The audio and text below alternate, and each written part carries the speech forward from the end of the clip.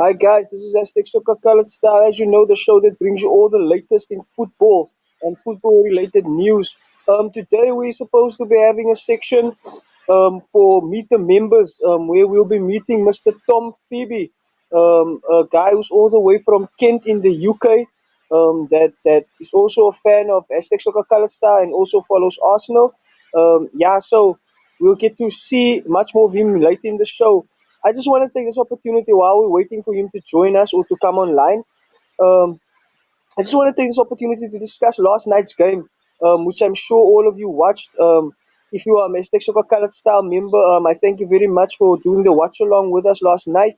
It was great fun doing the watch along, and it was great fun um, um, having you guys leaving comments and all this sorts of stuff on the content. The game between Italy and Spain.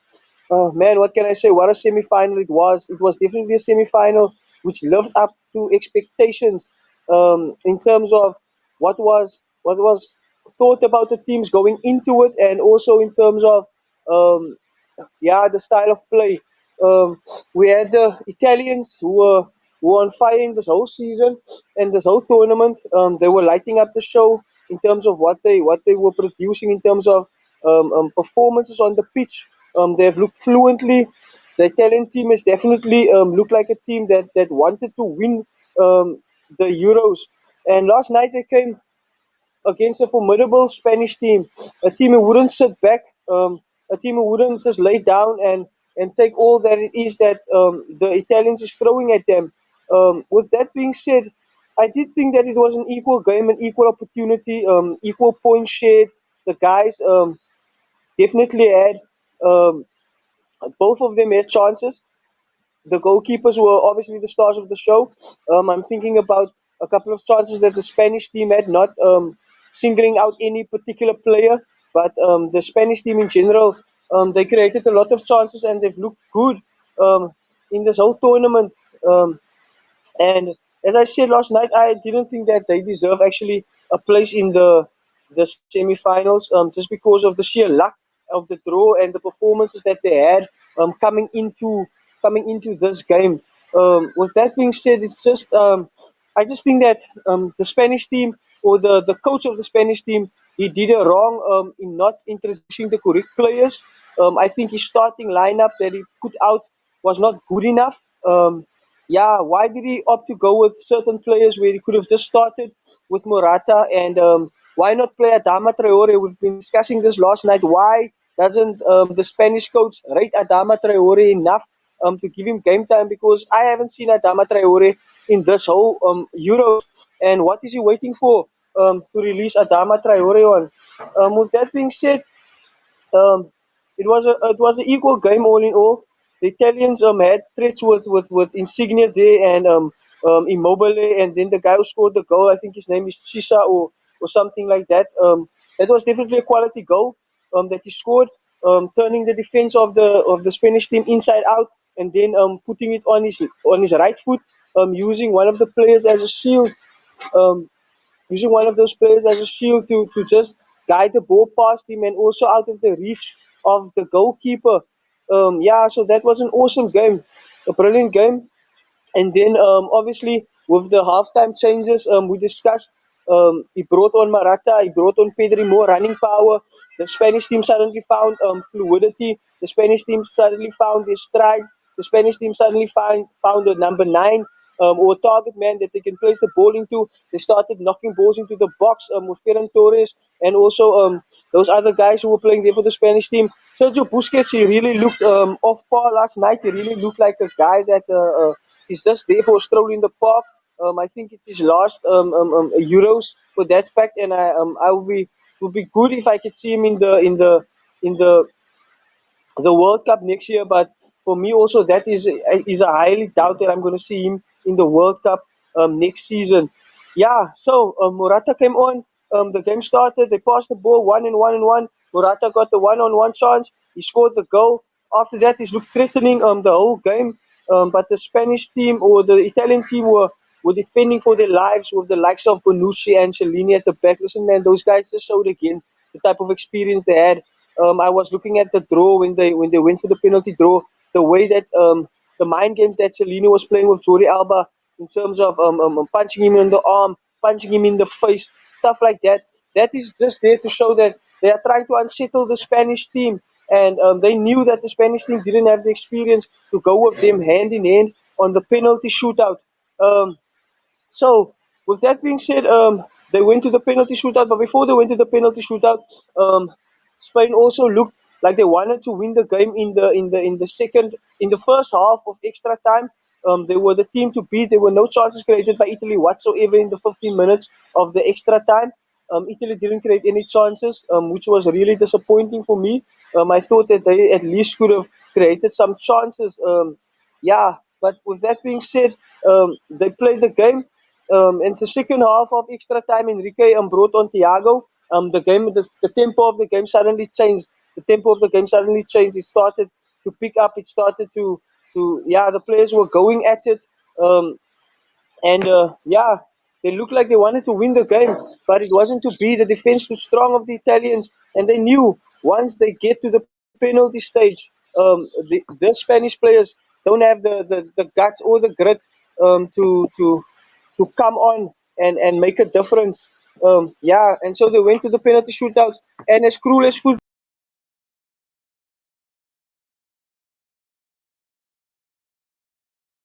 doesn't always serve the righteous.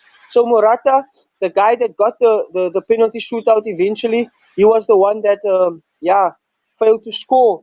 And after that, the guy of Italy stepped up and he slotted the penalty away. So it's Italy through. So tonight it's going to be England versus Denmark, and that's why I wanted to chat to Tom, who's I don't think he's I think he's struggling to get on right now. But yeah, with that being said, I just think that I can just answer the question of the England versus Denmark preview tonight. So England is taking on Denmark tonight in the Euro finals. What can I say about it? The pressure is on England to perform. The pressure is definitely on England to put in a performance tonight to consolidate their place in the final. With that being said, they are going to the final, playing at Wembley, a semi-final. 60,000 English fans screaming for them.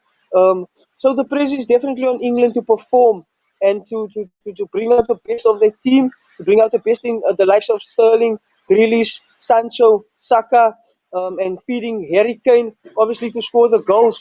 Um, but I would have loved to have Tom's feedback on the Denmark preview, because I think that the Danish team are also a dark horse going into this final. I think they are the underdogs. I think, and that also plays into the favor of any team. If you are being written off as an underdog, that is definitely one of the greatest statements that you can have, because now you're going into that game without any fear. There's nothing to lose. Understand what I'm saying? The English team have a lot to lose in this game tonight.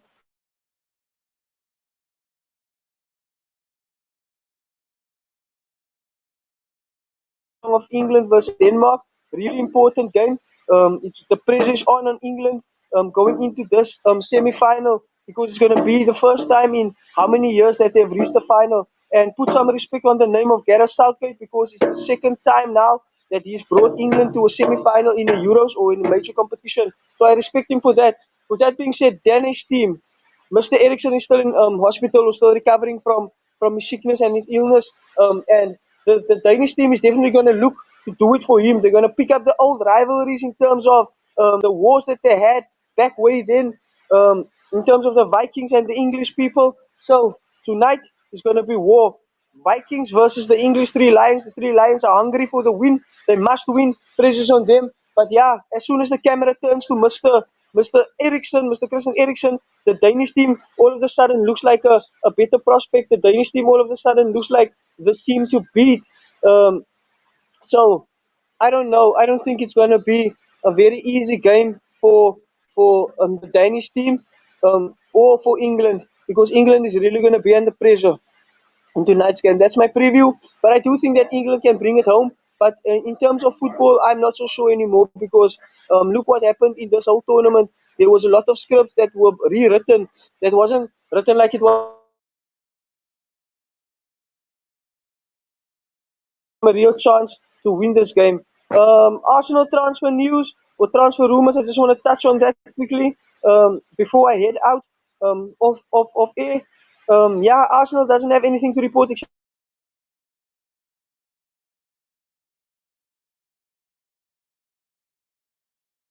And the other one with the name of Alvarez. Those are the two players that's been linked to Arsenal in the transfer season going past. And I think that they undersold Matthew Guendouzi because they only got about how much did they get for Guendouzi? I think they got 10 million for Guendouzi, and I think they are really undervaluing that player because a while back he would have won the Golden Boy. He's also the captain of the French under 23 international team, and I don't think selling him for 10 million to Marseille was a good deal from Arsenal side. But yeah, who am I to say I'm not in charge of the Arsenal team? I'm just a fan. I'm just doing a show. I'm #SoccerKalitzStyle. It doesn't look like Mr. Tom Pheby is going to be able to join us today, so we'll just reschedule this little appointment. But thank you for joining me. #SoccerKalitzStyle is signing out. And leave your comments, like, subscribe. You know how to share this channel. I had some questions for Tom Pheby. I wanted to know who is Tom Pheby, what are your earliest memories of football, and who do you support, and why do you support that team?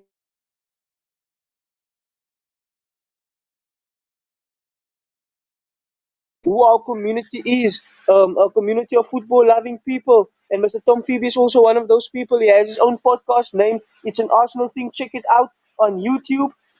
He's been an Arsenal supporter for a while, as I can see. I just wanted to have that clarity and that confirmation as to how long and what is his earliest memories of football, seeing he lives in Kent in the UK, where football started, the home of football, where we all want to be. Yeah, so this is Aspects of a Colored Style. Just signing out and just giving you an update. Join us tonight. Join us tonight. It's going to be fire. It's going to be live. It's going to be questions. It's going to be hectic because if England doesn't show up, man, it's going to be the upset of the tournament, and we're never going to hear the end of it. This is Aspects of a Colored Style signing out. Hit that button if you like that button. Just hit that button. Whatever you need to do, subscribe to the channel. This is Aspects of a Colored Style signing out, man.